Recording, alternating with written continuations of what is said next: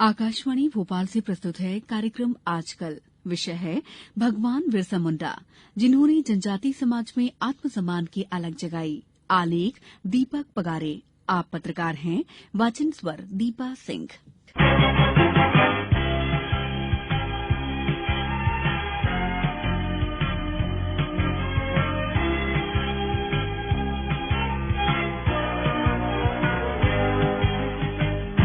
आजादी की लड़ाई में नगरीय वर्ग के साथ ही जनजातीय वर्ग ने भी बड़ा योगदान दिया है। अपने भीतर बल, बहादुरी और निर्भीकता समाये इस वर्ग ने गोरी सरकार को लोहे के चने चबाने तक को मजबूर कर दिया। जनजातीय जीवन से सैकड़ों क्रांतिकारी निकले, लेकिन इनमें भगवान बिरसा मुंडा एक ऐसे व्यक्ति हैं जिन्होंने लोगों के मन में इंसान नहीं, देवता का दर्जा हासिल कर लिया। इसलिए उनके नाम के आगे भगवान बिरसा मुंडा का विश्लेषण जुड़ता है। बिरसा मुंडा जी का जन्म 15 नवंबर 1875 को झारखंड के एक छोटे से गांव उलीहातू में हुआ था और 9 जून 1900 को उन्हें जेल में जहर देकर मार डाला गया। इस तरह उन्होंने मात्र 25 साल का जीवन जिया, लेकिन इस छोटी सी उम्र में वे ऐसा काम कर गए कि मृत्यु के 150 साल होने को आए हैं, लेकिन उन्हें आज भी शिद्दत के साथ याद किया जाता है। वे वनवासी लोगों के लिए नहीं, बल्कि पूरे देश के लिए श्रद्धा के पात्र हैं।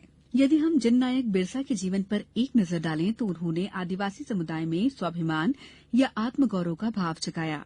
उन्होंने अपने जीवन काल में जमींदारी प्रथा, राजस्व व्यवस्था, इंडियन फॉरेस्ट एक्ट 1882 और धर्मांतरण के खिलाफ अंग्रेजों और ईसाई पादरियों से संघर्ष किया। उन्होंने अपने समुदाय की धार्मिक व्यवस्था, संस्कृति, परंपरा, अस्तित्व और अस्मिता की रक्षा के लिए कड़ा संघर्ष किया। इस संघर्ष के पीछे जननायक बिरसा के बचपन में घटी कुछ ऐसी घटनाएं थीं जो उनके बाल मन पर गहरा प्रभाव छोड़ गईं। कालांतर में यही कसक उन्हें इन हालातों के खिलाफ खड़ा होने को प्रेरित करती रही, जिसका परिणाम ये हुआ कि अपनी युवा अवस्था के पहुंचते तक वे एक क्रांतिकारी जननायक के रूप में उभरकर सामने आए। इस वीर पुरुष का जन्म झारखंड के एक बेहद निर्धन परिवार में हुआ था।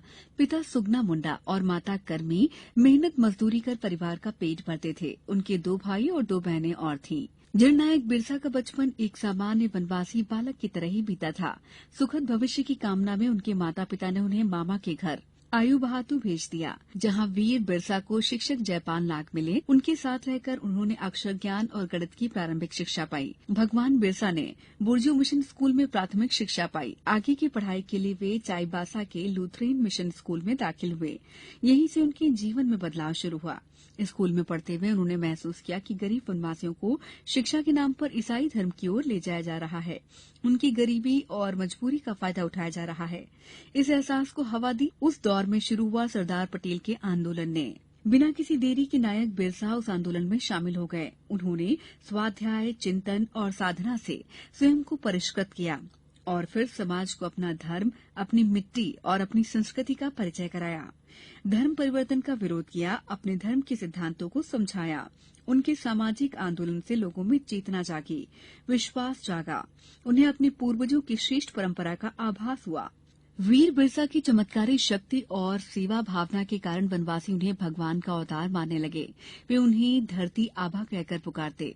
तभी वर्ष 1893-94 में सिंहभूम, मानभूम, पालामाऊ और अन्य क्षेत्रों में खाली पड़ी भूमि को अंग्रेज सरकार ने भारतीय वन अधिनियम के तहत आरक्षित वन क्षेत्र घोषित किया। इसके अंतर्गत वनवासियों के अधिकारों को कम कर दिया गया। जंगलों पर सरकारी कब्जा कर लिया गया। बिरसा जी के नेतृत्व में वनवासियों ने याचिका दायर कर अपने अधिकारों की मांग की।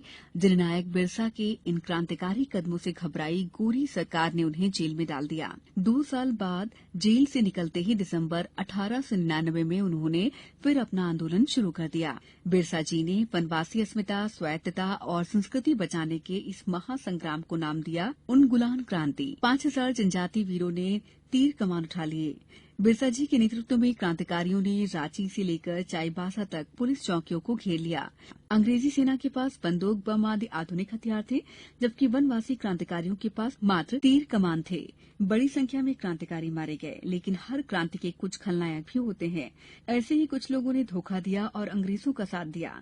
उनकी मदद से पुलिस ने 3 जनवरी 1900 को चक्रधरपुर के जंगल से बिरसा मुंडा को गिरफ्तार कर लिया। बिरसा को जंजीरों में बांधकर रांची जेल भेजा गया, जहां उन्हें कठोर यातनाएं दी गईं। अंततः 9 जून 1900 को जेल में ही जहर देकर बिरसा को मार डाला गया। इस तरह क्रांतिकारी को मौत की नींद सुला दिया गया, लेकिन इस छोटी सी उम्र में वे जनजातीय लोगों में आत्मसम्मान और आत्मगौरव का भाव जगा गए, जिसका परिणाम ये है कि जंगलों में रहने वाले जनजातीय वर्ग के लोग समाज की मुख्य धारा से जुड़े हुए हैं। इसी तारतम्य में मध्यप्रदेश सरकार भी बिरसा मुंडा जयंती 15 नवंबर को जनजातीय गौरव दिवस के रूप में मनाती है। प्रदेश की सभी पंचायतों में कार्यक्रम किए जाते हैं। इस अवसर पर नवनिर्मित कन्या शिक्षा परिसरों का वर्चुअली लोकार्पण भी होगा। कार्यक्रम आजकल में इतना ही। नमस्कार।